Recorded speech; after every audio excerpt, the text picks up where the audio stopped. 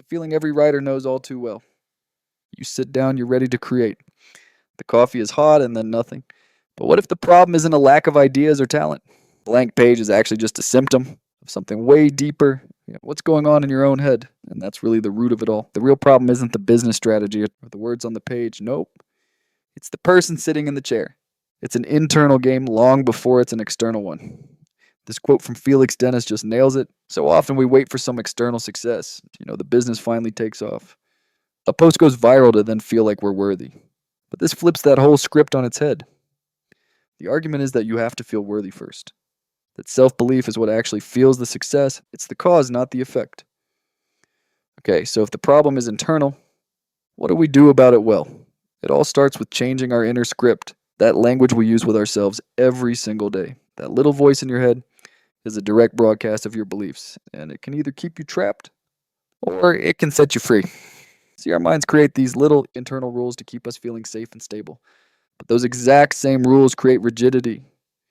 They prevent change, so when you feel stuck, it's often because your self-talk is just reinforcing all those limiting rules. You're operating over on the rigidity side of this spectrum, and the goal is to shift over to changeability, where growth can actually happen. And check this out, this slide shows just how powerful a simple change in your language can be. Words like I have to or I should, they feel heavy, right? They imply this obligation that our minds just naturally want to resist. But when you switch to I choose to or I will, you take back control. You're not a victim of your to-do list anymore. You're the one in the driver's seat. All right, so let's tie all of this back to the actual craft of writing. Once you start fixing that inner script, you can finally focus on the one quality that takes your copy from good to great. It's not about being clever or having perfect grammar. It's all about depth. So what is depth really? Well, think of it as the soul punch. Shallow copy just lists features. It stays right on the surface. But deep copy, that's the stuff that connects on an emotional level. It makes your reader feel seen, feel understood. And it does this in two really important ways: by translating value and by articulating experience. Let's start with that first piece, translating value. Here's the thing about us humans. We are terrible at figuring out the true value of something. In a vacuum, we need context. We need a reference point.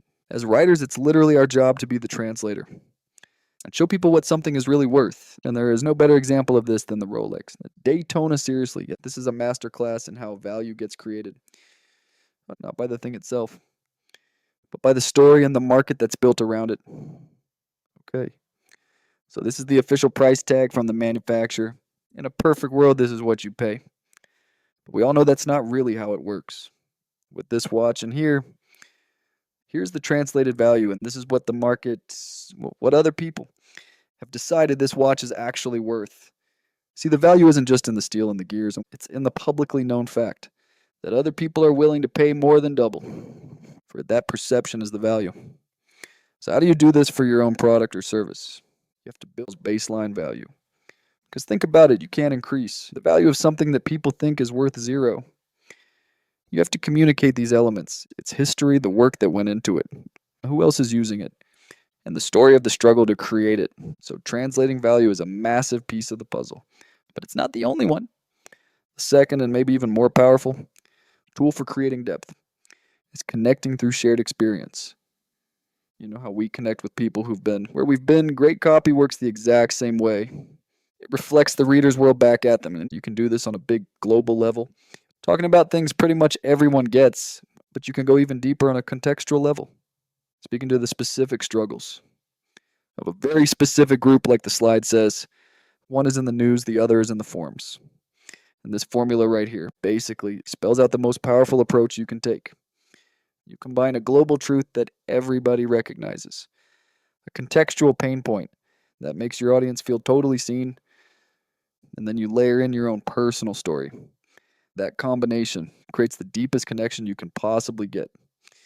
So let's make this super actionable. Knowing you need to share experiences is one thing, but how do you actually go out and gather the raw material? You need to write with this kind of depth. It's a really clear 3-step path. First, go do it. Get that direct first-hand experience yourself. Second, if you can, immerse yourself in their communities, the forums, the subreddits, wherever they're talking. And third, Listen deeply, don't just hear their words. Listen for the underlying beliefs, the thought structures behind what they're saying. And all of that brings us to the final, most crucial point: your unique perspective, your history, your struggles. Those are your greatest copywriting assets. The key to unlocking powerful copy isn't just mastering some technique, it's about having the courage to find and share the depth that only you can provide.